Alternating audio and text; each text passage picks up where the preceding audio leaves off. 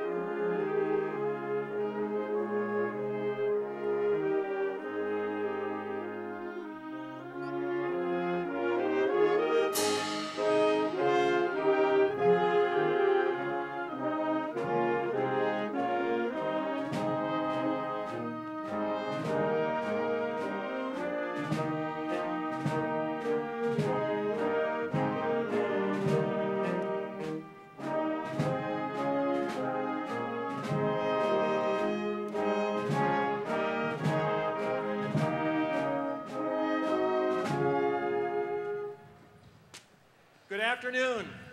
Welcome, Miami University class of 2015.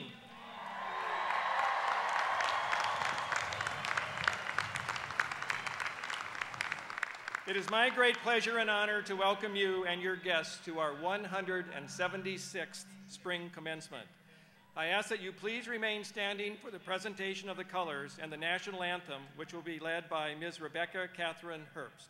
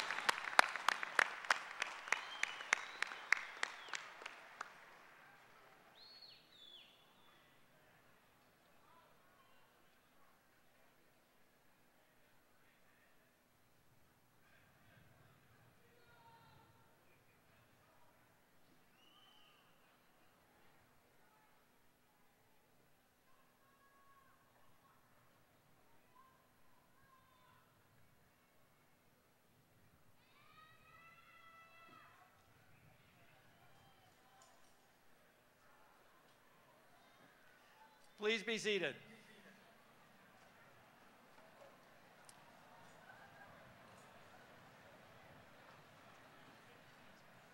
I ask that you join us in thanking Gary Speck, Professor of Music and Director of Bands, Ms. Herbst, and all the student performers for their contributions today.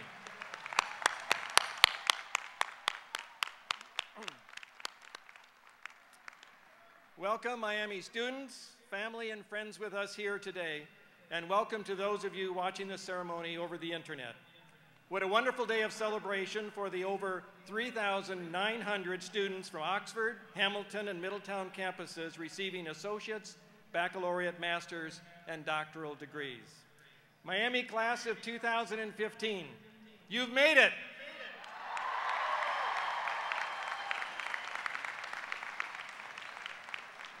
Now we know that you come to the ceremony today with some mixed emotions. You've likely already said many goodbyes and perhaps even shed some tears.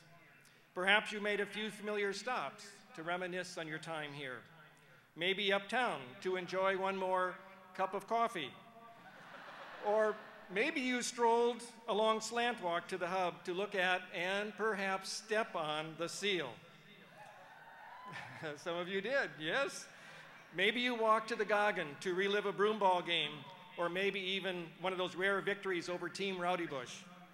Perhaps you took that was a little bragging. Perhaps you took a few minutes to meet with a special professor, or a staff member, or a classmate, just to say thanks as well as goodbye. Before we continue, there are people in this stadium who share in your accomplishments. You, students, owe a lot to these people. They gave you your life, they inspired you to dream, and they put your dreams within reach. So now I ask all of the graduates to stand, turn, and show your sincere appreciation by applauding all of those who made this day possible.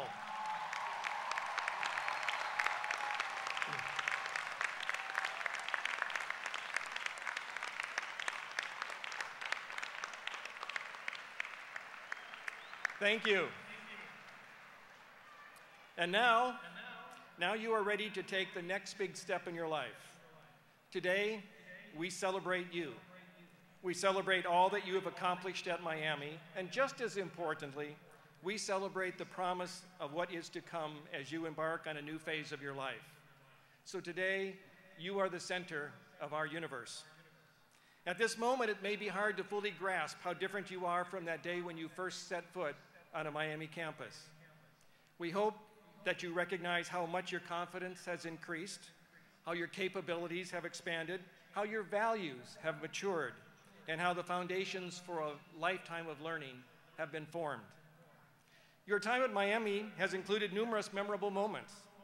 You had the opportunity to interact with many extraordinary people during your years here, like actress and advocate Gina Davis, Nobel Prize winner Stephen Chu, Pulitzer Prize-winning journalist Carl Bernstein, musical great Winston Marsalis, astrophysicist Neil deGrasse Tyson, and of course, one of the most popular of all, Carrie and Tori from Mythbusters. You experienced Miami's first 2 years of a winter term.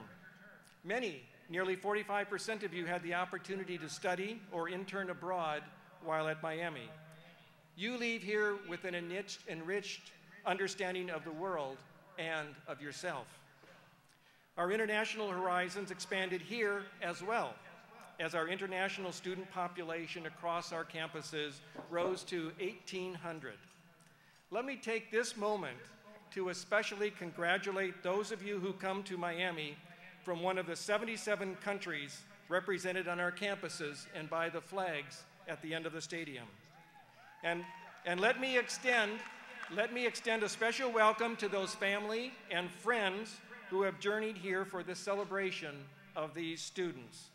So could I ask all of our graduating international students to please rise so that you can be recognized. All the international students, please rise.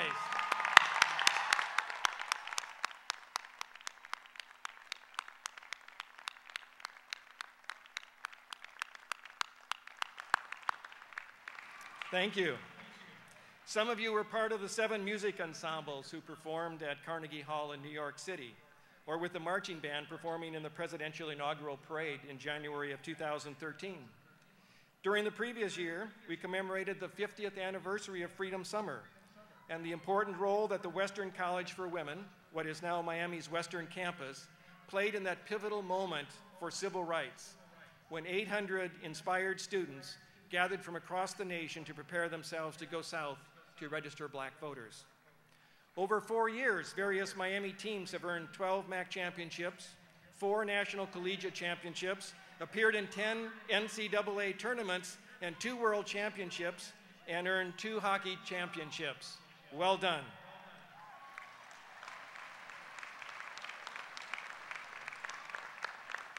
You have seen technology soar. Most of you now use your smartphones to call for a ride, make a dinner reservation, or find the nearest coffee shop. You have made texting an art form, while the rest of us still use our phones to actually call people. Okay, so I've learned how to make tweets, and I do look forward to sharing pictures and stories of Miami with you in the years to come to keep you connected to this special place. Much has happened in the world during your time here.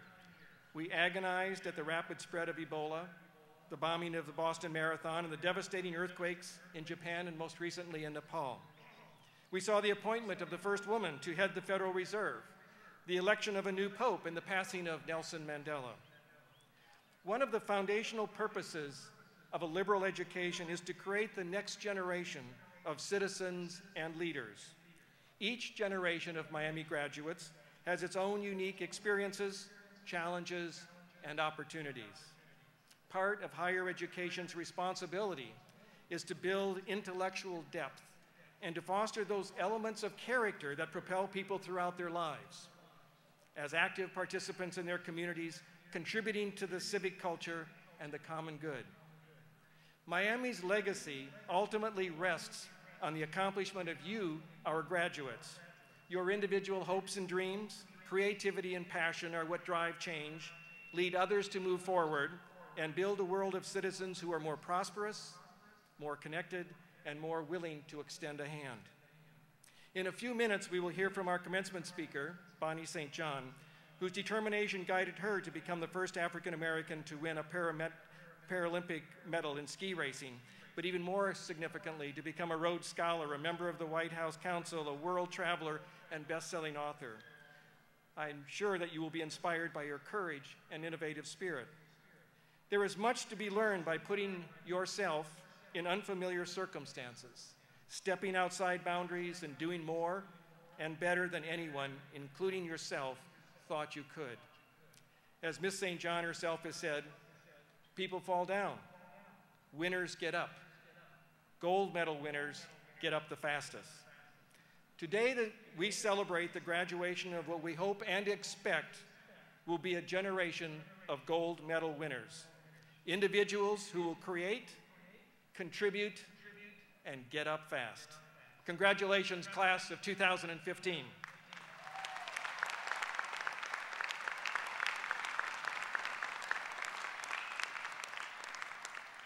I now want to recognize the men and women who serve on the faculty of Miami University. It is with great pride that I ask all of the Miami professors here today, including our emeriti faculty in the audience, to please stand and be recognized for their commitment to today's graduates. Miami's faculty.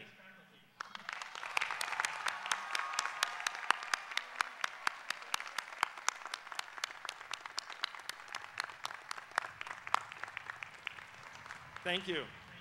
Next, I would like to introduce our platform party. I ask the platform party to please stand when I call your name and remain standing until all in your row have been introduced. And audience, please hold your applause until everyone has been introduced. First, seated in the first row, Lieutenant Colonel Eric Eldridge, Commanding Officer of the U.S. Air Force Reserve Officer Training Corps. Dennis Lieberman, Miami University Trustee. Jagdish Bhatti, Miami University Trustee. David Buddig, Chair of the Miami University Board of Trustees, and proud father today. Bonnie St. John, our 2015 commencement keynote speaker. Phyllis Callahan, Provost and Executive Vice President for Academic Affairs. Mark Reidenauer, Vice Chair, Miami University Trustees. Terry Hershey, Miami University Trustee. Robert Schroeder, Miami University Trustee. Ted Downing, President of the Miami University Alumni Association Board of Directors. Cole Timon, Student Body President. And Captain Donald Cuddington, Commanding Officer of the U.S. Naval Reserve Officer Training Corps. In the second row, Peter Natali, Vice President for Information Technology. Michael Cabaz, Associate Vice President for Enrollment Management. Jane Brunell, Vice President for Student Affairs. Tom Herbert, Vice President for University Advancement. Professor Michael Kerm, Dean of Students. Professor Ron Scott, Associate Vice President for Institutional Diversity. Ms. Robin Parker, General Counsel. Professor Jim Orris, Associate Provost and Dean of the Graduate School. Professor Michael Pratt, Dean of the College of Professional Studies and Applied Sciences. Professor Marek Dolar, Dean of the College of Engineering and Computing. Professor Elizabeth Mullinex, Dean of the College of Creative Arts. Professor Matt Myers, Dean of the Farmer School of Business. Professor Susan Multy-Howard, Interim Dean of the College of Education, Health, and Society. Professor Chris Makaroff, Interim Dean of the College of Arts and Science. and David Souter, University Registrar. Ladies and gentlemen, our platform party.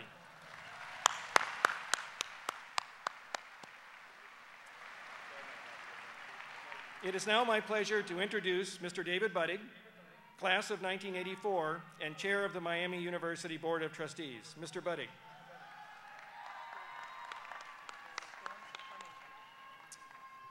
Thank you, Dr. Hodge. Good afternoon, ladies and gentlemen. It is my pleasure, on behalf of the Miami University Board of Trustees, to congratulate the graduates of the class of 2015. I am also deeply honored to be with you today because not only do I represent the Board of Trustees, but I include myself as one of the proud parents who has a graduating senior, my son, Quinn Buddig.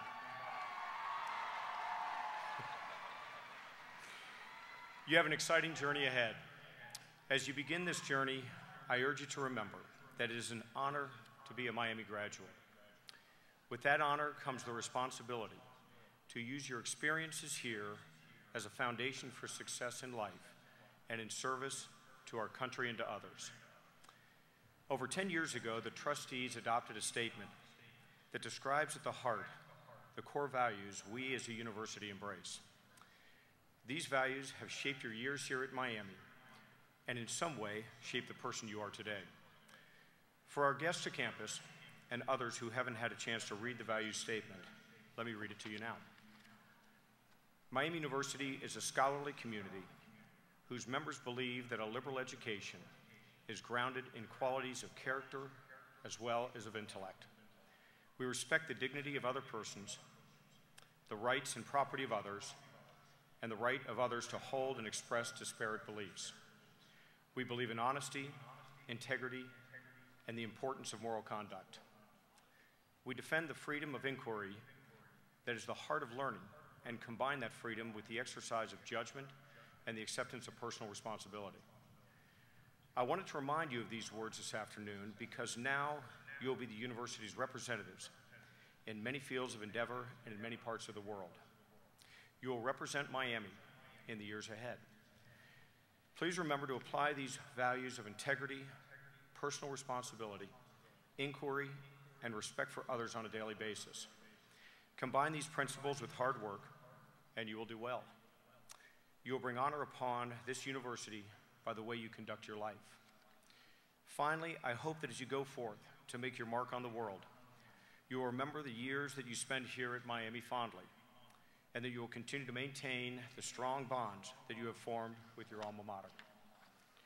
My best wishes to each of you and my personal congratulations on your achievements. Thank you very much.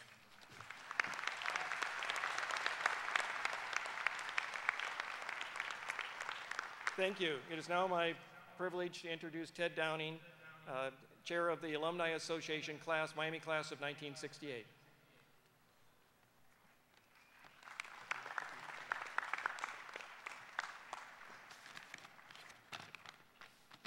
Good afternoon. It is my pleasure to offer congratulations to you, the graduates of 2015, and to formally welcome you to the Alumni Association, a close family of more than 205,000 Miamians spread across the globe. Oxford and Miami's campus become home to us during our time here. Together, we recognize the ringing of the beta bells. We know why it is critical to avoid walking across the university seal, and we understand the gravitational pull of going uptown. But as we prepare to leave the red bricks of this beautiful campus, I am here to tell you that the Miami experience does not stop here. Put two Miamians together anywhere in the world, and the memories of Oxford and of Miami will come alive. These shared memories will spark a connection, and from there, anything is possible. New friendships are formed, networks are established, and lives are changed. How is that possible? It's simple and can be summarized in a single phrase: love and honor. Love refers to the love of Miami that binds us together as alumni of this great university. I am sure you've been fortunate to form meaningful friendships during your time here, friendships that will become lifelong relationships, and I encourage you to think of this as only the beginning. As you start your life after Miami, immerse yourself in new cities and exploring new interests. You will have the opportunity to meet so many Miami alumni in the world, and you'll find that a shared love of Miami will lead you to form an even larger circle of relationships linked to this university. Honor. Honor refers to the act of honoring Miami in all that you do. You can honor Miami by giving your time and talents. Stay engaged with the university, with the students that come after you, and with their fellow Miami alumni. Whether assisting in student recruitment efforts, leading service projects or events with your local alumni chapter, or simply returning to campus to share your stories with other students, Miami wants and needs you to remain active in university life. A new beginning starts now. As you leave to make your mark on the world, remember your time here and wear your alumni status with pride, with love, and with honor. Congratulations on this achievement, and the very best to you in the future. Thank you.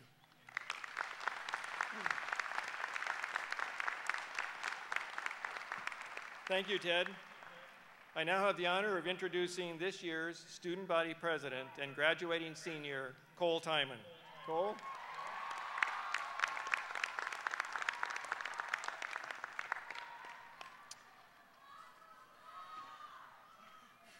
Thank you, President Hodge, and good afternoon, members of the Board of Trustees, faculty, staff, family, friends, and most importantly, the class of 2015.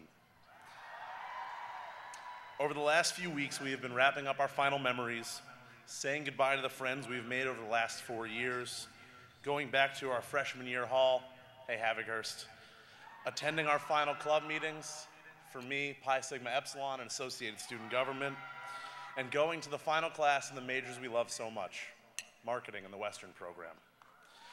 And saying goodbye to professors who have inspired us to become something we never thought we could be.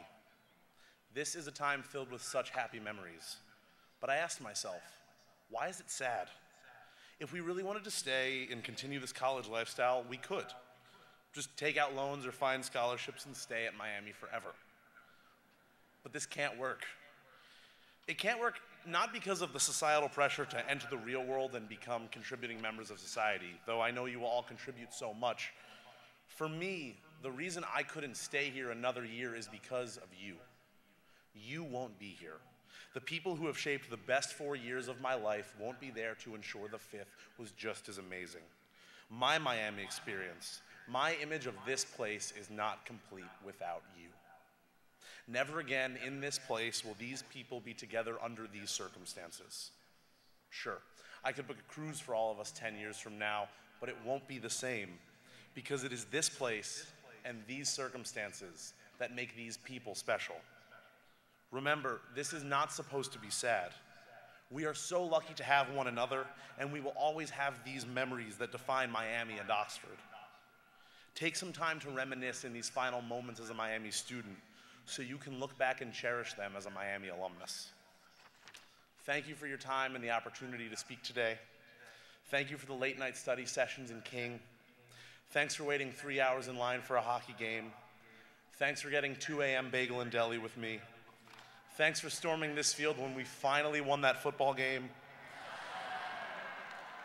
Thanks for the smile as I grudgingly walked to my 8 a.m. class. Thanks for dancing to Uptown Funk on the Brick Street dance floor. Thanks for showing me that the Miami in Florida pales in comparison to the Miami in Ohio.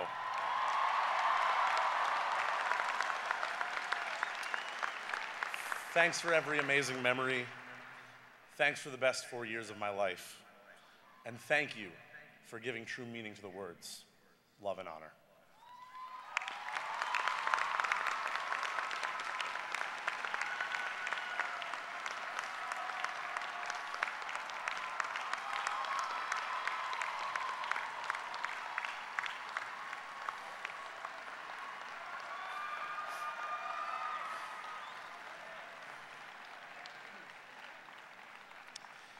It is now my great honor to introduce today's commencement speaker, Miss Bonnie St. John.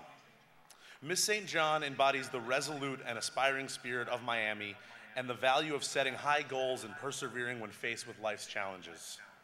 Miss St. John has applied her positive spirit and values to overcome adversity and to achieve success in many ways. She first gained the world's attention in 1984 as a Paralympic medalist whose accomplishments were featured on millions of Starbucks coffee cups. In 1986, she graduated magna cum laude from Harvard University and earned a Rhodes Scholarship to the University of Oxford Trinity College, where she earned her advanced degree in economics in 1990. She was later appointed by President Bill Clinton as Director of the Human Capital Policy on the White House Economic Council. And in 2007, she was honored by President George W. Bush, who hailed her for reminding us that individual courage matters, and in 2010 was named by Barack Obama to the U.S. Paralympic Games delegation. Miss St. John now heads Blue Circle Leadership as a leadership consultant, working with numerous Fortune 500 companies. She is also a well-accomplished author of 6 books, co-authoring her recent #1 bestseller, How Great Women Lead, with her daughter Darcy. Overcoming the physical challenge of having her right leg amputated at the age of 5, Miss St. John went on to bring home a silver and 2 bronze medals in downhill skiing in the 1984 Paralympics. About the experience, she said, "I was beaten by a woman who got up faster than I did. I learned that people fall down. Winners get up, and gold medal winners just get up faster." What a life lesson for us all, and one that is in keeping with Miami values that we have long endeavored. Miami University is proud to welcome Miss St. John not only as our commencement speaker, but with the Doctor of Humane Letters honorary degree she will receive today as a member of our class and the Miami family. Please join me in welcoming Miss Bonnie St. John.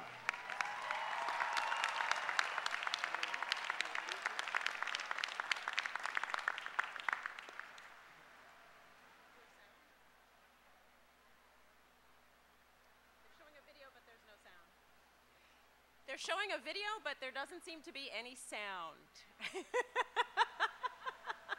It's showing I worked in the White House.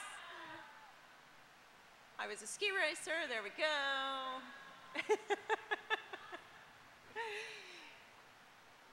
Red Hawks class of 2015. You rock. I am impressed with your level of preparedness and determinedness in this rain that we're feeling. Everybody's got their rain ponchos out and nobody has moved an inch. I see so many smiling faces out there. The joy, the pride in 4 years of accomplishment. Those faces are the faces of parents who have paid their last tuition bill.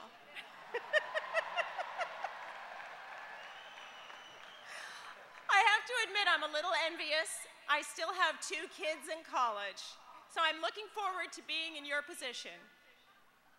But I want to thank President Hodge and his lovely First Lady Valerie for this special honor to be here to celebrate not only the students and their accomplishments, but everyone else here who has made their moment today possible.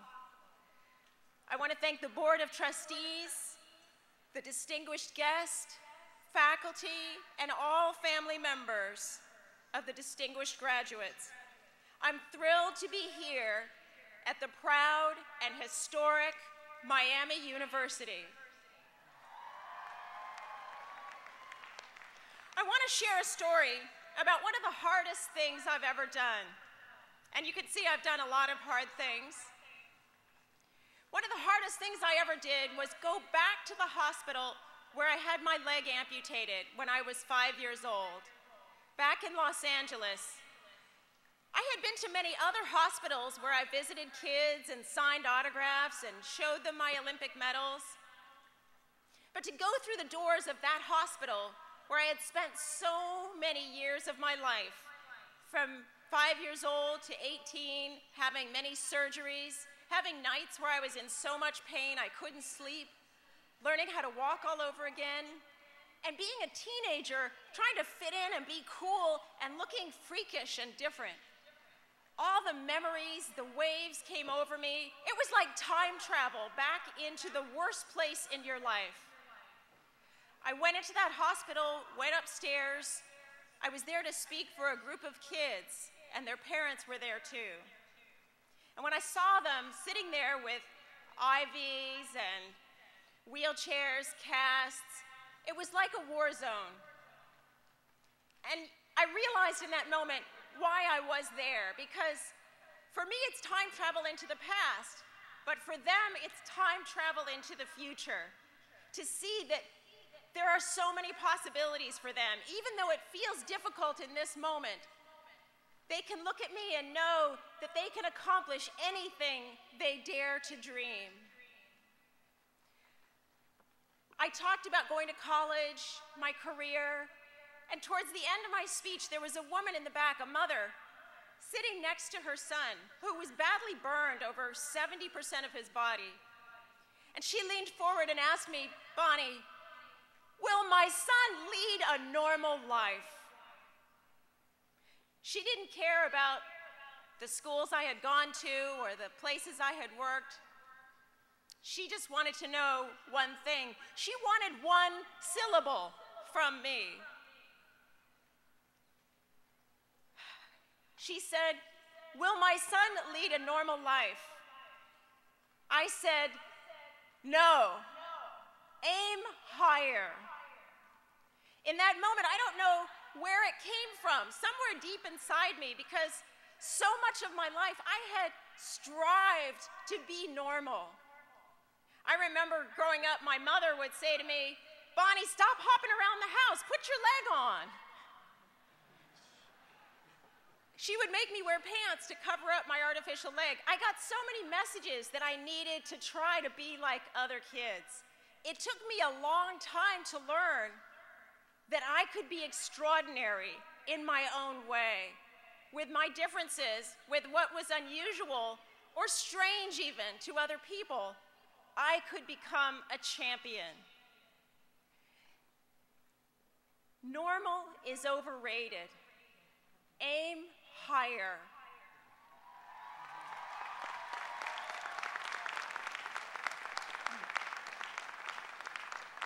So I'm here to challenge you.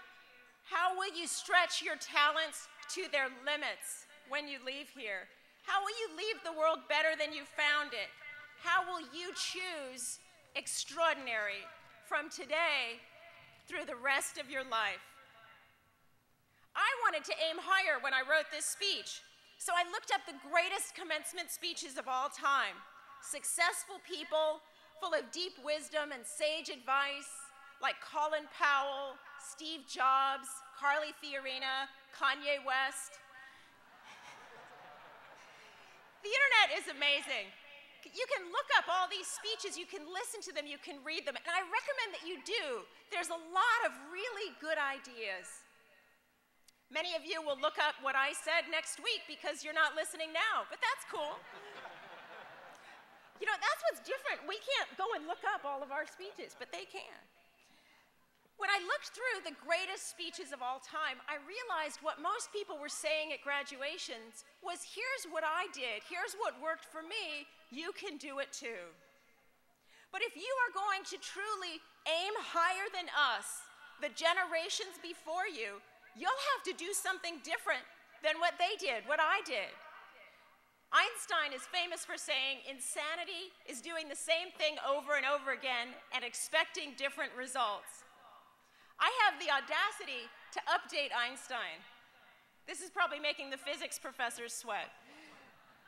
But in today's fast-changing world, insanity is doing the same thing over and over again and expecting the same results. You can't do the same thing you did 5 years ago and expect it to work the same way it did. In other words, taking advice from the older generation may not get you the results they got. To encourage you to do better, to aim higher, sometimes you're going to have to do the opposite of what we did. Yeah, you heard me right. I'm telling you, don't listen to your parents, or me, for that matter.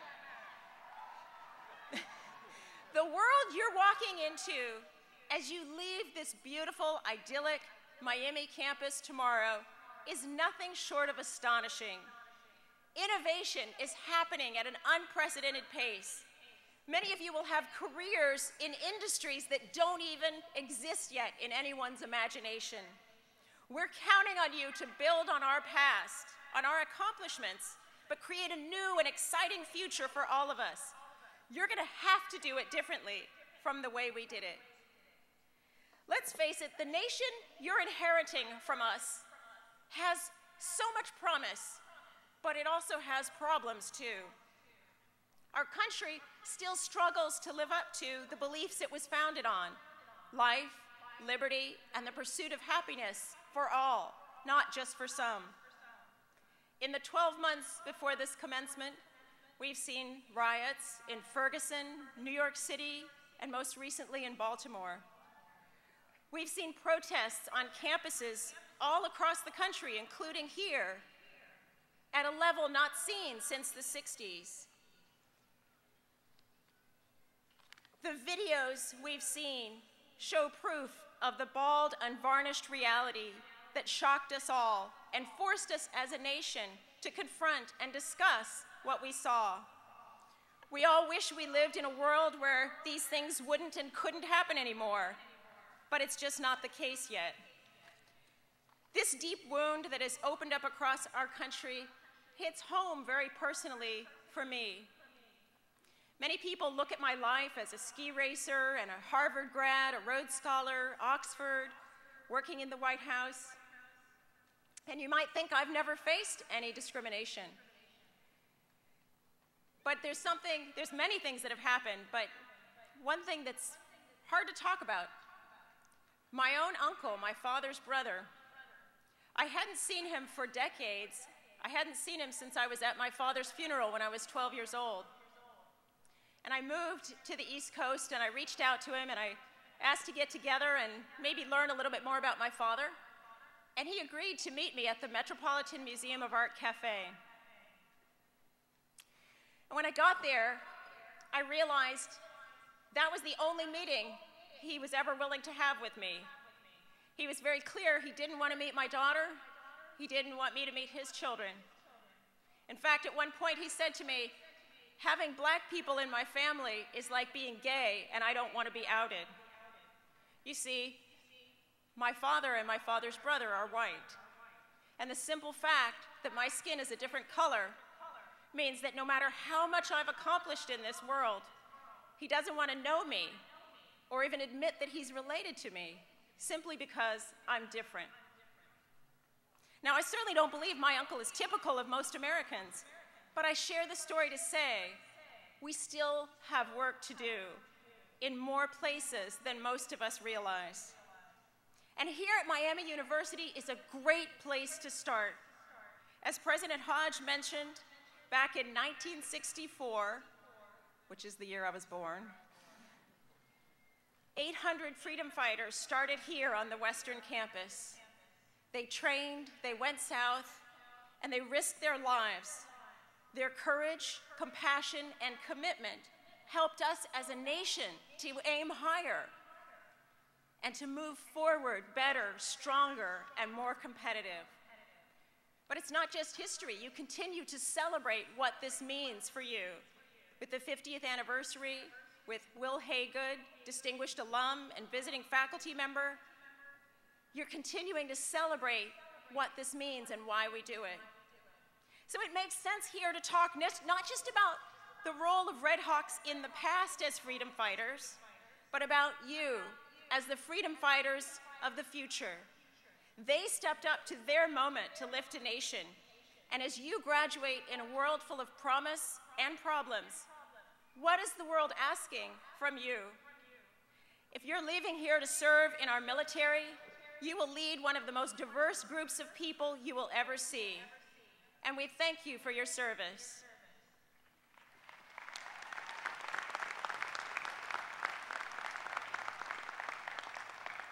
If you leave here to work in business, and I visit over 30 companies a year building leadership programs, companies like American Express, Deloitte, and even Fifth Third Bank, not far from here. If you work in business, you'll be collaborating with folks from Asia, Europe, South America, virtually or in person. Even if you choose at some point in your career to be a stay-at-home parent, you'll be working in your community, which will be likely to have immigrants from around the world. and the schools your children go to will probably look like the UN. Getting really good at bringing together people who have different ideas, different perspectives, different cultures, different languages, not to mention skin color, gender, or orientation. Getting good at bringing people together across differences is going to be critical wherever you go from here. We live in an America that is far more global than the America of 20 years ago, when most of you were born. And that trend is increasing exponentially. Your kids will probably get math problems that start with Brad, Letitia, Pablo, and Quan. Each have 4 alternate reality simulators. And by the time your kids are sitting here with their red caps and gowns, because they'll all be Red Hawks, right? That world will require even more skills in bridging gaps across cultures. I wrote a book with my daughter when she was in high school about women's leadership, and we interviewed women leaders from around the world. 2 years ago, when she started in college, she was interviewed by a magazine reporter who asked her, "What are the gender differences like now that you're in college?" She said, "You know, if I asked all the guys I go to school with, do you believe women should be leaders? They would say yes, of course. But when you look at their actions, the small things they do every day involving the women students around them, their actions don't necessarily line up with their beliefs." And she said the same thing is true for the women students around me. A lot of us don't understand the details of what it means to create a fair and equal society with equal opportunity for all. Asking, do you support people that are different with you, is not a yes or no question. It's a skill. It's something you have to learn, something you have to understand. What are the impacts of my daily decisions and small actions that I take? My husband, Alan, owned a company in Hollywood that did trailers for movies and marketing for television. And he had over 400 people working for him at one point, and no one there was black. What made it even more interesting was they were marketing many of the popular black movies, like Waiting to Exhale and Stella Got Her Groove Back. And if you asked him at that time, "Why don't you have anyone black working for you?" he would have said, "Well, no one applied. I'm a fair person, you know, I don't discriminate, but nobody came in the door." Now he understands, looking back, that being unconscious, being colorblind, isn't the same thing as being unbiased. That most of his friends were white, and when their kids asked for jobs in Hollywood, he helped them out. He went to a college that was predominantly white. And so when kids called and, you know, looked up the alumni directory and asked him for a job in Hollywood, he said sure. So he didn't notice that his networks were not integrated. His networks were not diverse. And so the result was biased of who was going to be working in his company and getting those Hollywood opportunities. Now he makes the difference in helping more people to get internships, more people of color to break into Hollywood. I think our parents raised us thinking that if we could be colorblind, we could make this country one big melting pot. They believed if we repealed Jim Crow laws, ended school segregation, and integrated neighborhoods, everybody would just mix together and we wouldn't have to think about it anymore. But in the research that's happened since you were born and since your parents brought you up, we've learned a lot more. Being unconscious doesn't mean being unbiased. Trying to be colorblind just covers up all the micro inequities that happen. MIT has done research on micro inequities, the little things. It's like little discriminations, like when a black man goes to stay in a hotel and other guests hand him their keys thinking he's the valet parker. Or when you go into a meeting and there's all men and one woman and you assume she's the secretary, not the boss. Each one of those little things may be like a paper cut. It's a small thing, you can laugh it off. But when you get 5 paper cuts, 10 paper cuts, 100 paper cuts a week, it's debilitating. It's too much. It hurts. We need to get past the discomfort of talking about it. MIT suggests that to alleviate the micro inequities, we have micro affirmations. We reach out to people who are different. If you're working in a company and there's an expat from another country, make sure you ask them to dinner. Introduce them to your friends. If there's somebody who's different to you, make sure they get what you need. I started skiing because my friend in high school, Barbara Warmath, invited me to go skiing. She was white, I'm black. She lived on the wealthy side of town in La Jolla. I lived near the border in National City where the ghettos and gangs were. But she reached out to her one-legged black friend from the wrong side of the tracks and she said, "Skier." And that made all the difference. I only started thinking about this recently, but when I won medals for the US, if I hadn't been on the team, the US would have gotten fewer medals that year. Barbara's ability to reach out, to do a micro-affirmation, to reach out to someone different than her, made the United States more competitive on our Olympic team. When I went to the Olympics and I raced, I was the third-ranked one-legged woman on the team. When I went down the first run of the slalom, I got to the bottom, and when the times were listed, my time was #1 in the world. It was an upset. No one expected me to beat my teammates, never mind everyone else in the world. But it takes 2 runs combined time to win, so I had to go back up to the top and wait my turn to do it again. As I was waiting, I heard that many of the women going down the second run were crashing on a dangerous, icy spot on the course. I knew I just had to stay standing to win. I got in the starting gate. The race official counted down 5, 4, 3, 2, 1. I broke the timing wand. I hit the red and the blue poles. I got to where I could see the finish line. I thought, I made it. I'm going to win. Just at that moment, I hit the ice. I tried to hold on to my edge. I couldn't do it. I fell. I was so disappointed. I thought I could win the gold medal, and there I was sitting on my rear end in the snow.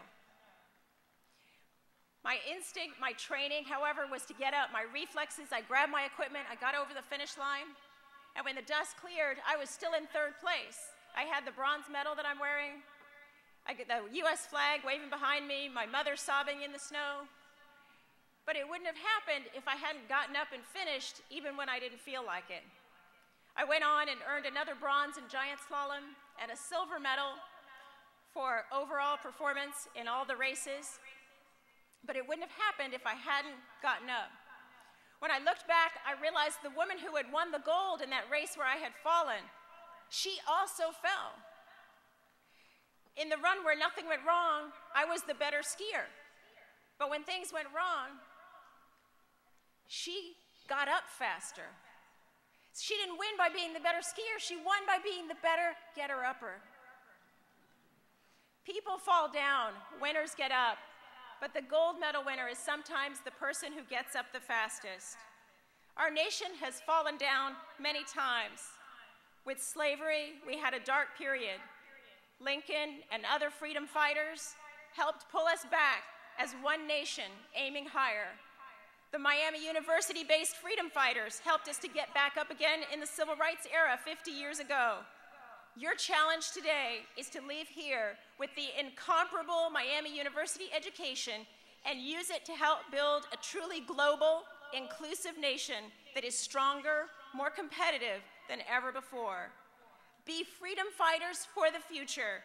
Aim higher, not just for one summer, but for the rest of your lives. Thank you. Congratulations.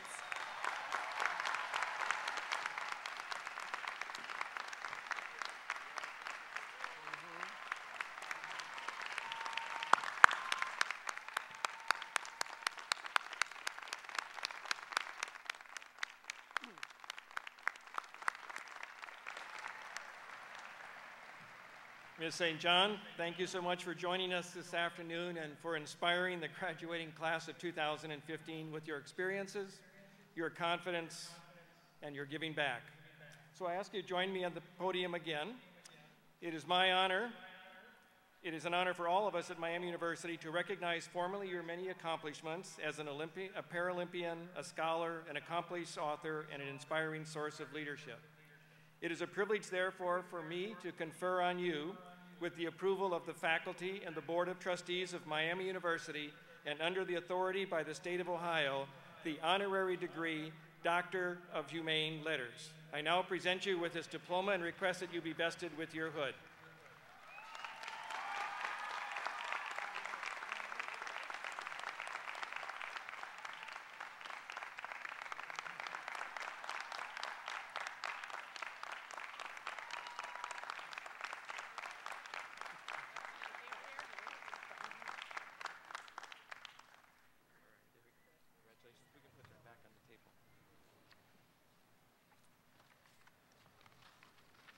At this time, I am pleased to honor the recipient of the Benjamin Harrison Medallion, named in honor of the member of the Miami class of 1852 who served as President of the United States. The Benjamin Harrison Medallion is the most prestigious award that Miami University bestows upon its faculty. It honors a professor who has attained national stature in an academic discipline and who has also served Miami for many years. Before I tell you of his accomplishments, let me invite him to come forward. Please join me in welcoming the 2015 Benjamin Harrison Medallion recipient, Dr. Jim Orris.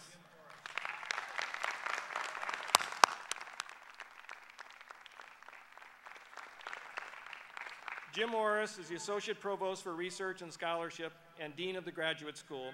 He's known internationally for his research on the ecological toxicology of organic chemicals in aquatic systems. He has served this university as well as his profession with great distinction, sensitivity, and skill. Last year, he led the initiative to form an Office of Research for undergraduates, forging the pathway for revitalized space in King Library, and a faculty-level director of undergraduate research dedicated to increasing the opportunities and the profile of undergraduate research at Miami University. An active scholar, Dr. Orris has published 115 articles, more than half of which have been co-authored with students. His nominators noted that over the past 10 years, Dr. Orris has been called on to provide scientific leadership on evaluating the long-term impacts of the Exxon Valdez oil spill in Prince William Sound, and was recently engaged in the assessment of impacts of the BP Deepwater Horizon oil spill in the Gulf of Mexico. Professor Orris is an exemplary scholar, researcher, teacher, advisor, and colleague. And so it is with great honor that we present the 2015 Benjamin Harrison Medallion to our distinguished colleague, Dr. Jim Orris.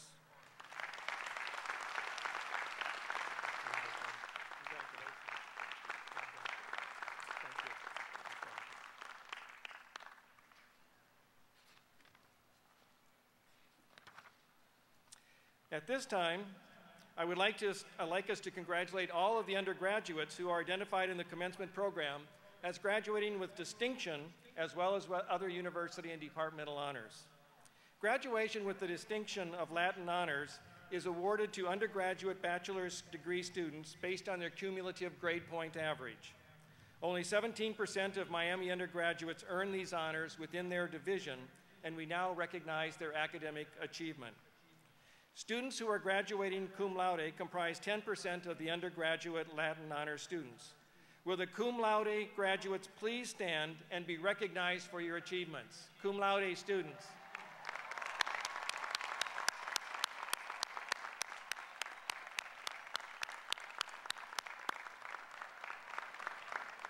Congratulations. Students who are graduating magna cum laude comprise the next 5% of the undergraduate Latin honors students. Will the magna cum laude graduates please stand and be recognized for your achievement? Magna cum laude.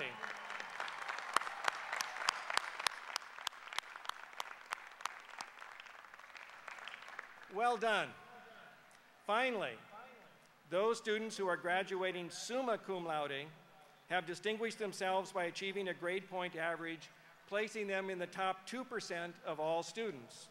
So, if you're not too exhausted from studying, will each of you summa cum laude students stand to be recognized for your exceptional academic achievement?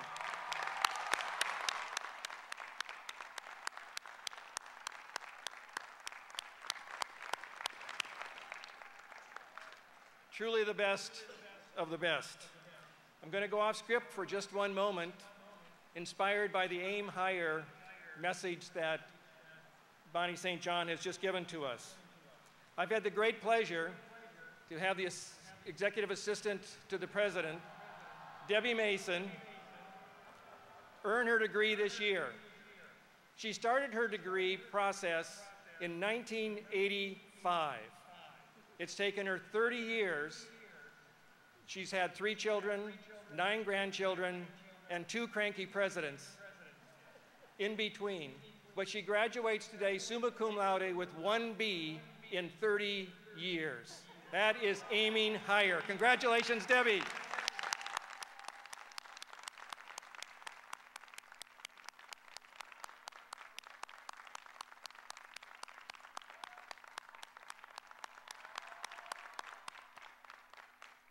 Now, parents, I'm sure you join with me in being very grateful that most of your students have not taken 30 years to complete their degrees. But the message is aim higher. Aim higher. We can do it. Along with Latin honors distinction, Miami University also recognizes students who have earned university honors with distinction and departmental honors. Would all of you who have earned these honors please stand and be recognized? Departmental, university, and distinction honors, please rise.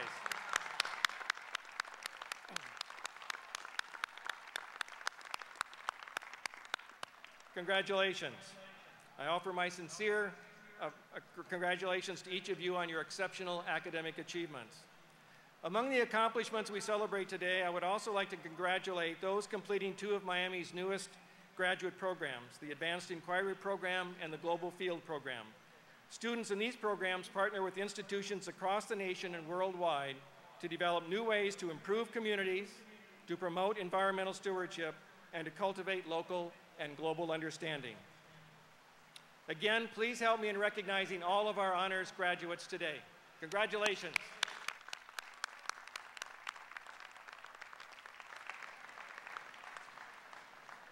Now, the time we've been waiting for, I call upon Provost Phyllis Callahan to introduce the academics in turn for the presentation of candidates for degrees. Provost Callahan.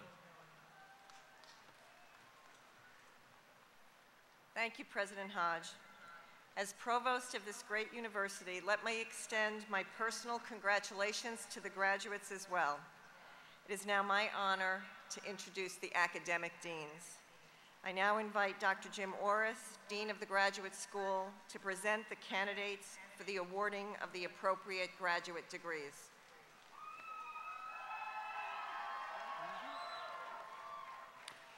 Good afternoon.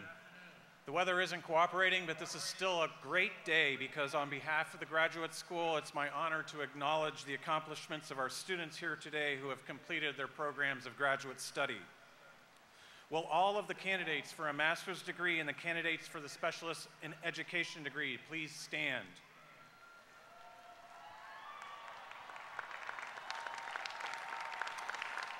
I have the pleasure to present the candidates for the master's degree and the specialist in education degree.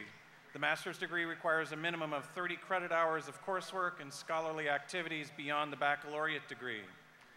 These rigorous programs prepare our students to enter the workforce as advanced professionals or further academic study. With the approval of the graduate faculty, each of these candidates has completed all of the requirements for his or her degree, and I present them to you with pride. The marshals will now escort the candidates to the platform so that we may recognize their academic achievement and so that President Hodge and I can congratulate them. Assisting us today will be Professors Sarah McLaughlin and Burson Byron. Reading the names of the master's degrees and specialists in education will be Professor Stanley Toop and Kate D. Medeiros.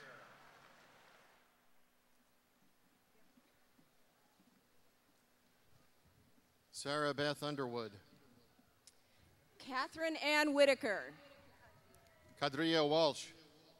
Catherine Wilkie Reynolds. Katie Elaine Burkhart. Rhonda Jordana Levitt. Adam Maxwell Barnhart. Sarah Ganson Shmuel. Tianzhi Zhang. Lillian Meg Rosen. Jeffrey David Messenger. Janet Illis Mallon.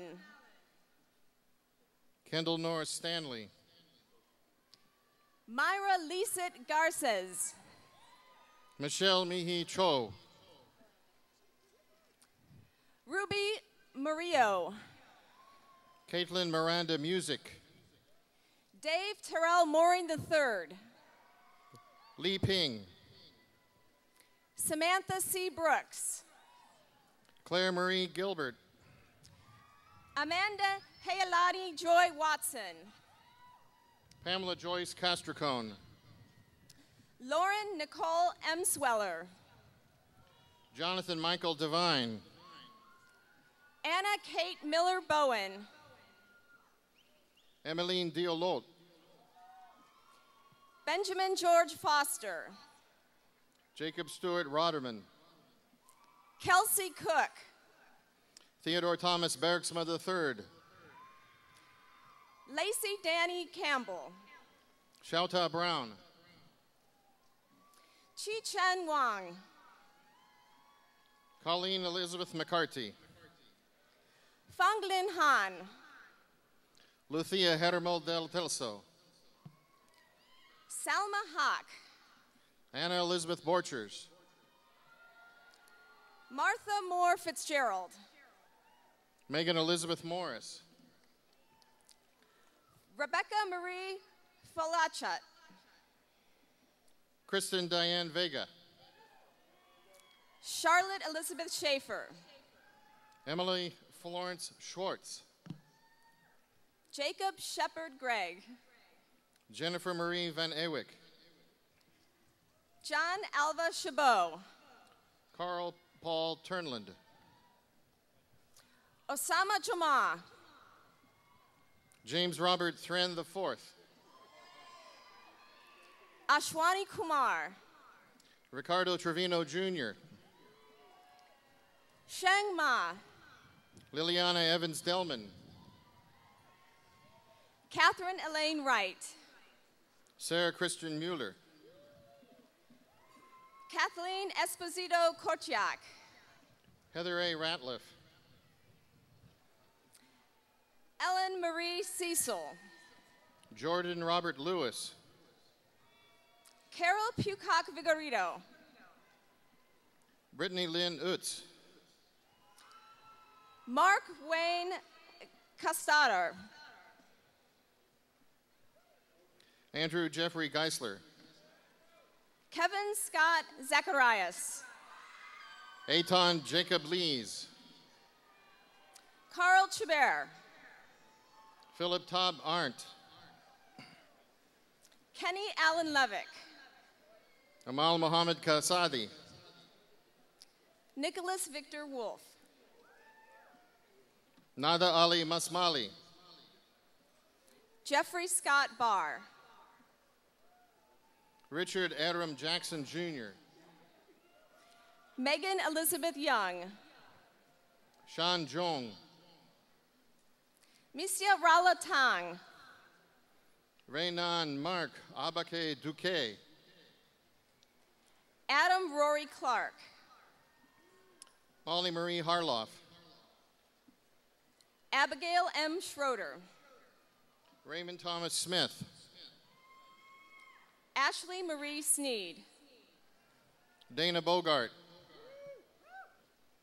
Matthew Paul Wilbur. Andrew Thomas Hall. Alan Yoder. Kelsey Leigh Snyder. Kaluna Gombold. Julia Kate Glidewell. Jose Melicio Gutierrez. Stephanie Marie Bob. Nada Shawait. Samantha Subchek. Goz de Yondrum. Terry Lynn Glenn. Shutin Zhao. Celia Ann Graffis. Elias Edward Lewis. Catherine Ruth Rodenbaugh. Benjamin David Pimentel. Tracy Louise Tyndall. Kyle William Skaggs. Shavante Whitney Darden. Conrad Chang. Aaron Emmanuel Sargent. Kyle Templeman. Andrea Lensa Jordan. John Paul King. Tyra Marie Kiesling. Tara. Nicholas James Bruno. Megan Marie Sheehan. Amy J. Bruno. Benjamin Robert Zabrowski. Marie Elizabeth Turnbull. Rupak Prasad Shrestha. Michelle Renee Grimm. Evan Wade Chapman. Marky Rose Filatico. Ryan Thomas Parnell. Desiree Lindsay Clayton. Eric William Tortorella. James William Barres. Eric Paradise. Christopher Giovan Smith. Samuel Stephen Karash. Amanda Michelle Saminsky. Maxwell T. Belza. Kayla Washington. Kyle Mitchell Acton. Aliceth Elizabeth Redmond. David Allen Reed. Adam Michael Dolphy. B.G. Wong. Alicia Nicole Busher. Xiao Tong Wong. William Frederick Buxbaum. Junqing Huang. Emmanuel Edom Kwaku Tamaklu. Ruchika Shwini Porwal. Justin A. Hasubrock. Kelly R. Goldstein. Brittany Renee Fitzgerald. Andrew Lamoureux. Angela S. Beatty. Allison Barbara Dimmick. Alex Mattis. Kelly Lynn Zahler. Colin Christian Jack. Leah Michelle Moore. Marina Elizabeth Galante. Brittany Ann Beaver. Dustin John Harris. Callie Ann Harsh. Justin Michael Hopkins. Ruth Perez Harriger. Condra J. Murphy. Jordana M. Conger. Rachel Lauren Andreco. Alina Nicole Estelle Smith. Nathan John Toft. Samantha Kate Pullman. David Leroy Matthews III. Matthew Brian Bailey. Jordan David Goffney. Jinghua Zhang. Lane Elizabeth Baggett. E.U.N. Zhang. Bernadette Michelle Compton. Yuhan Zhao. Kristen Elizabeth Welker. Jennifer Lisa Dilbert. Kathleen Therese Milano. Claire Elizabeth Wickersham. Joseph Donald Kennedy. Anju Padel. Jeffrey John Herchick. Joitsana Parajuli. Matthew Thomas Lynch. Heather McKay Nelson. Evan Michael Amstutz. Natalie Niall Luxor Pitakoff. Trey Logan Sari. Jessica Lynn Latham. Justin F. DeSanti. Tori Lane Overturf. Allison Dawn Edmonds. Kimberly Nicole Saunders. Ian Durham Connors. Emily Elizabeth Ryan. Matthew William Perrine. Kimberly Marie Perry. Jenna Caitlin Hussey. Christopher Lee Grope. Joseph Frederick Kearns. Joshua Adam Silverstein. Michael J. Sherman. Aaron Dennis Abush. Natasha Sharma. Michelle Lynn Burke. Ashley Sade Dunn. Anna Louise Ginsky. Jamie Morgan Coker. Russell Dania Alwai. E. Chung Wen. Nicole Elizabeth Rockentine. Siri Thorne Siriwan. Catherine Grace Evans Holt. Joshua Robert Horovitz. Hi. Amber Irene Staines.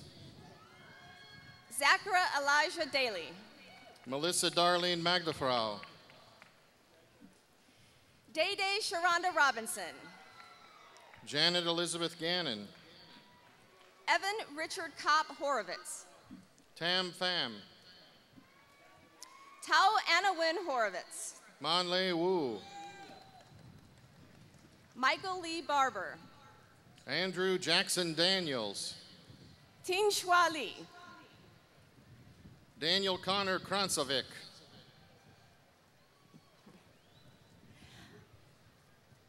Alexa Kate Hamilton. Alexander William McCorkle. Kara Blair Werner. Jajia Lee. Maggie Kaylin Stake. Jasmine H. Patel. Megan Jean Evans. Chanil Nishanta da Silva.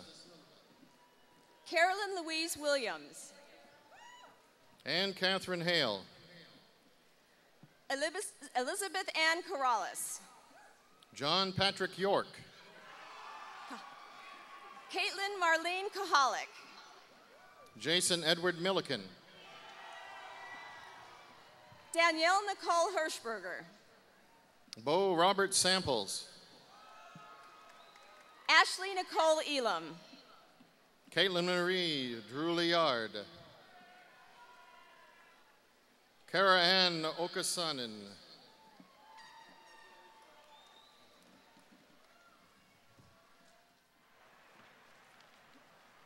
Please join me in congratulating all those receiving master's and specialist degrees.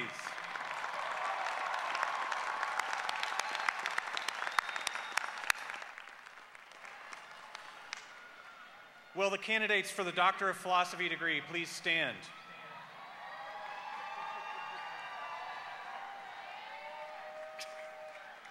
It is my distinct honor to present the candidates for the Doctor of Philosophy degree. The doctoral degree is the highest academic degree and culminates in a minimum of 4 years of study and research beyond the baccalaureate.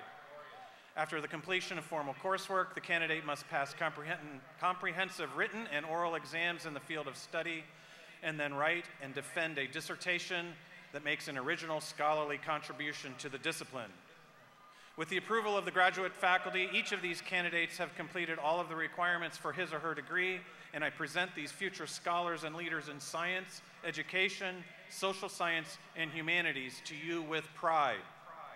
The marshals will now direct the graduates and their major or hooding professors to the stage for the hooding ceremony, and so that President Hodge can congratulate them.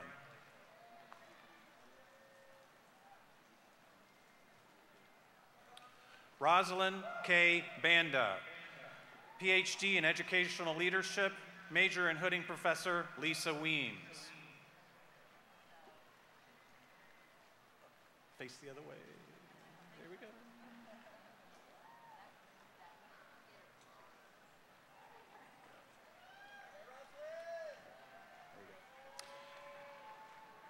Anthony Ricardo Bardo, PhD in Social Gerontology, major in hooding professor James Scott Brown.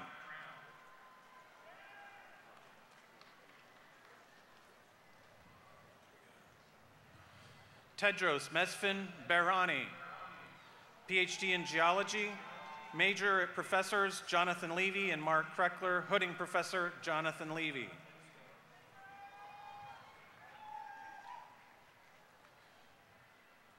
Denise R. Brothers, PhD in Social Gerontology, major in hooding professor Jennifer Belanda.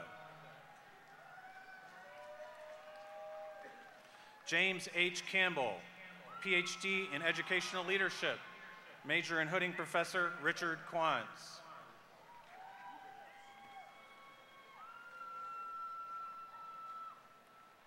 Henry Ernest Cook IV, PhD in psychology, major in hooding professor Leonard James Smart, Jr.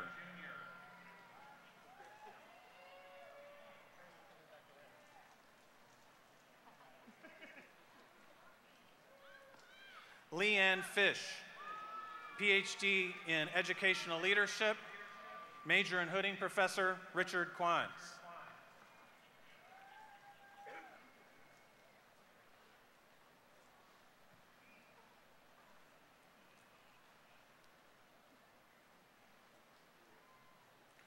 Precious Muniwathu Gawanani, PhD in educational leadership, major professors Dennis Carlson and Lisa Weems, hooding professor Lisa Weems.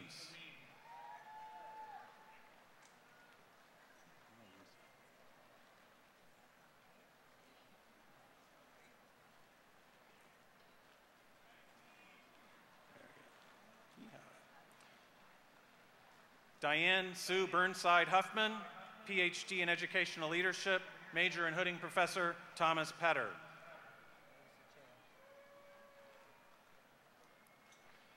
Z. Nicolazzo, PhD in student affairs and higher education, major in hooding professor Elisa Avis.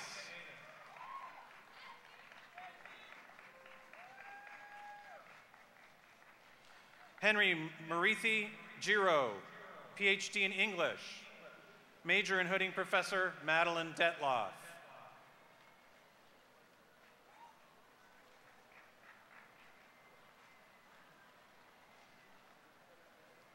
He's right there.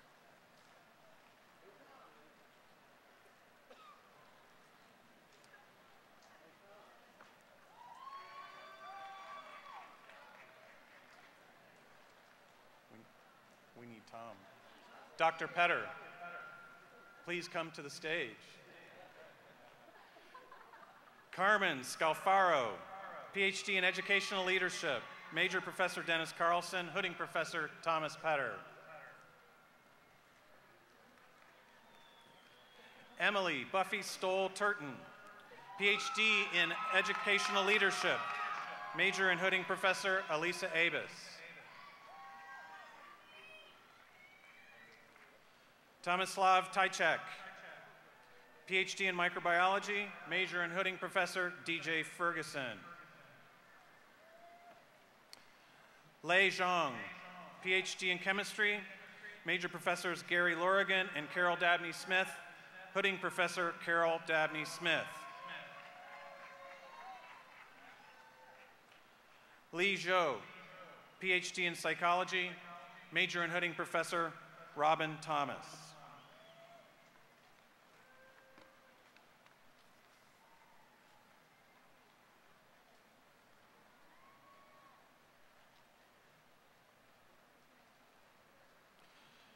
Please join me in congratulating all those receiving their doctoral degrees.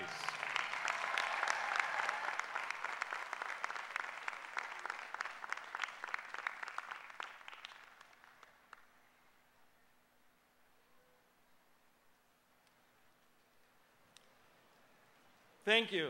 It is now with great pleasure that I introduce Lieutenant Colonel Eric Eldridge, Commanding Officer of our Air Force Reserve Officers Training Corps, for our commissioning ceremony.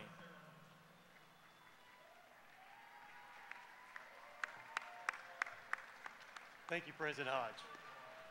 President Hodge, distinguished guests, faculty, staff, graduates, and last but certainly not least, family and friends. It's an honor to be here today to administer the oath of office to these outstanding young men and women. Before the oath, I would like to take a minute to explain the significance of what you're about to witness. Oaths have been around for centuries. However, it was General George Washington who first required all of his officers to pledge an oath to an idea rather than a person. Today's oath is a bit longer. However, the foundation is still the same. Officers pledge an oath of allegiance to the Constitution of the United States of America, the foundation upon which our country was built. Not only do they pledge an oath to support and defend the Constitution, as many have done before and many will do in the future, they are prepared to give their life in the defense of the ideals on which this country was founded. They are prepared to give their life and defense of the freedoms that you and I enjoy every day. Ladies and gentlemen, the words you will hear recited in just a moment are more than just words. They define us as a nation, define us as military members, and will ensure our freedoms in the future. So without further delay, cadets and midshipmen, raise your right hand, repeat after me. I state your name. Do solemnly swear that I will support and defend the Constitution of the United States against all enemies, foreign and domestic. That I will bear true faith and allegiance to the same. That I take this obligation freely, without any mental reservation or purpose of evasion. And I will well and faithfully discharge the duties of the office upon which I am about to enter. So help me God.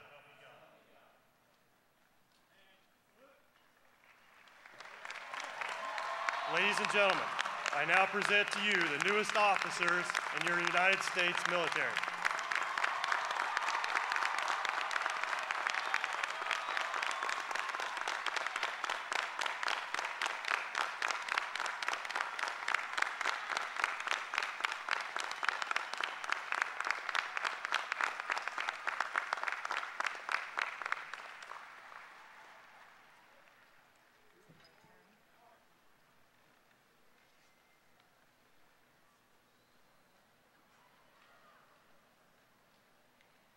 I now invite Dr. Michael Pratt, Dean, College of Professional Studies and Applied Sciences, to present the graduates of his college for the awarding of their appropriate degrees.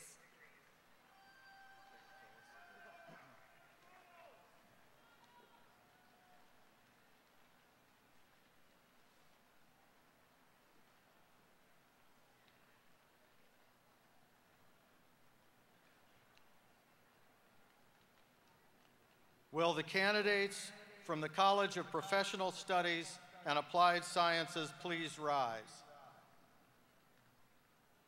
I present to you the graduating class of Miami University's College of Professional Studies and Applied Sciences. Our candidates from the departments of Nursing, Justice and Community Studies, Computer and Information Technology, Integrative Studies, and Engineering Technology are prepared to enter their chosen professions, enhance the economic revitalization of our region, and contribute to shaping our nation's future. On behalf of the faculty and staff of the college, I now present to them you with great pride and a sense of accomplishment. Candidates, congratulations to each of you.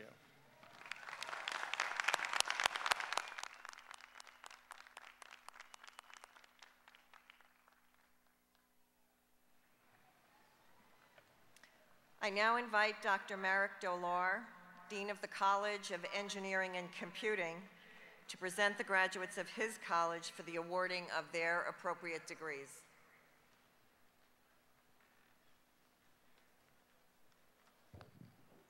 Will the candidates from the College of Engineering and Computing please stand?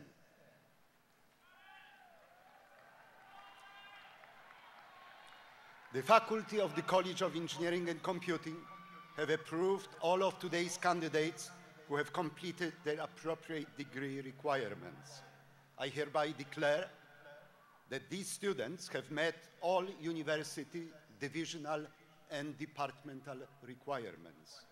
I now present them to you with a sense of pride, the sense deepened by the conviction that our programs in engineering and computing have prepared today's graduates to become professional problem solvers and to use a range of skills in math and science, communications, critical thinking, and management to find solutions that benefit people and society. Congratulations to each and all of you.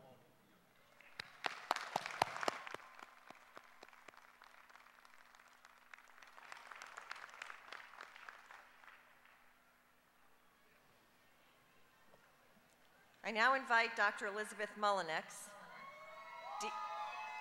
Dean of the College of Creative Arts, to present the graduates of her college for the awarding of their appropriate degrees. Will the candidates from the College of Creative Arts please stand? Standing before you are diverse and accomplished artistic citizens, studio artists, architects, designers, historians, musicians, actors, directors, and educators. They are ready to shape new frontiers, drawing from the experience and knowledge they have gained studying and practicing the arts.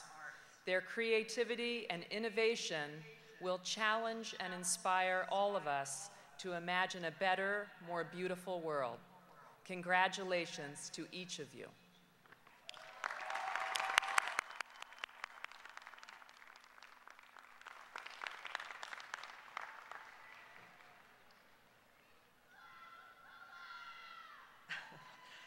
I now invite Dr. Matt Myers, Dean of the Farmer School of Business, to present the graduates of his school for the awarding of their appropriate degrees.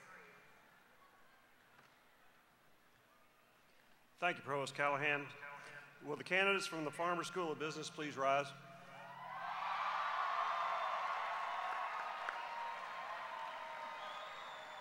With enormous pride, I present to you this accomplished group of men and women equal to the challenge of becoming world-class strategic thinkers and innovative business leaders. They are well equipped with the lifelong ability to acquire knowledge and translate that into responsible action in a complex and competitive global environment. Congratulations to each and every one of you.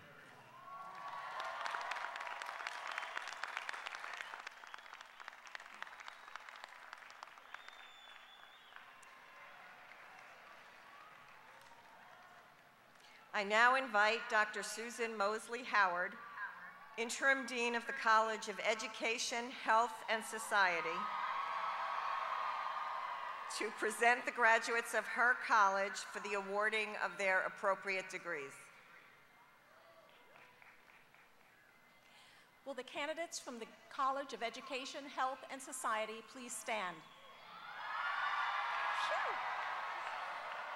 On behalf of the faculty of the College of Education, Health, and Society, I present to you these newly trained teachers, athletic trainers, sports and educational leaders, nutritionists, and social service professionals. They have prepared themselves to teach our children, lead our schools and colleges, improve our health, work in service of our families and communities, and make a difference in our diverse society. I present them to you with great pride. Congratulations to each and every one of you.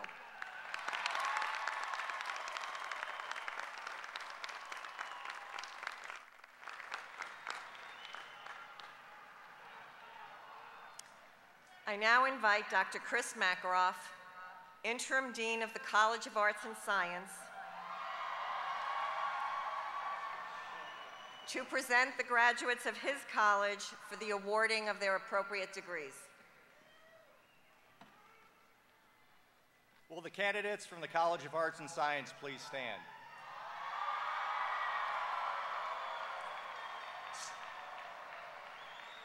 Standing before you are the graduates of Miami's largest college, who represent a wide range of degrees, from American Studies to zoology.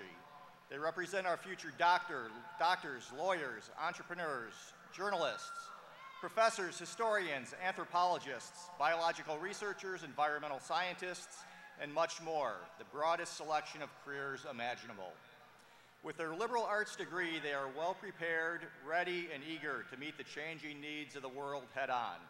They will assume leadership positions in an increasingly diverse range of careers in science, the humanities, government and politics, healthcare and public service, many jobs that don't even exist today. They will bring about positive economic, political, and social change. Congratulations to each and every one of you.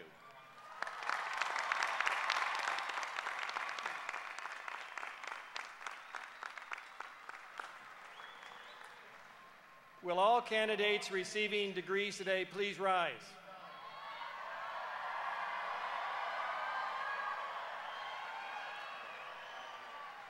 Dr. Callahan, I am pleased to receive these candidates, and by virtue of the authority vested in me by the state of Ohio, and with the approval of the faculty and the Board of Trustees of Miami University, I hereby confer the associate, bachelor's, master's, or specialist, or doctoral degree upon all those who have successfully completed their requirements.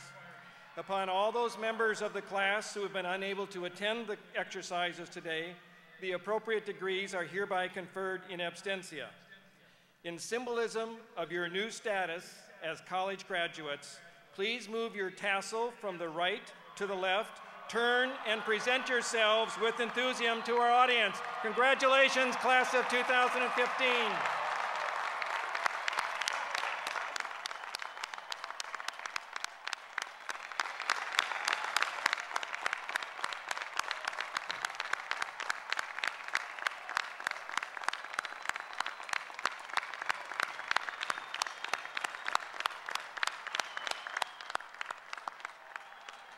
Please be seated. We now come to the close of our ceremony, the final moments of your undergraduate or graduate journey at Miami. In a few minutes, Max Jansen, Bachelor of Music and Vocal Performance, will lead the singing of the alma mater, which can be found in the back of your commencement program. Afterward, the marshals will lead the platform party and the faculty from the stadium. We ask that the audience please remain seated until all have left. As college graduates, you will face many challenges in the future, both personally and as citizens of an increasingly global world, a world both more challenging and more filled with promise. You leave here today ready to seize those opportunities and to solve problems as yet not even imagined. That is the value of a Miami education.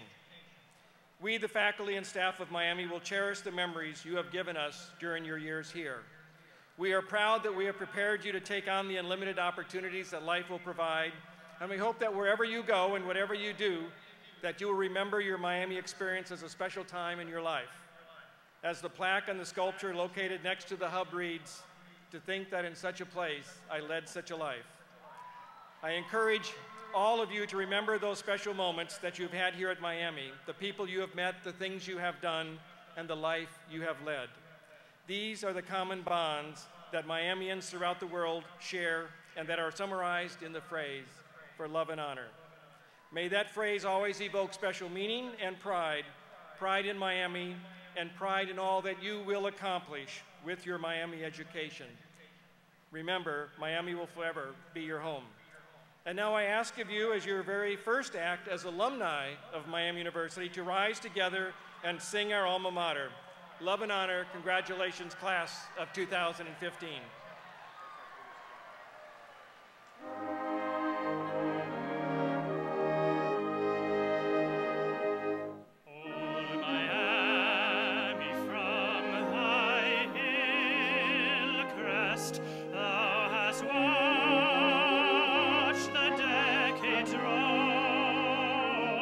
Generations questing from thee,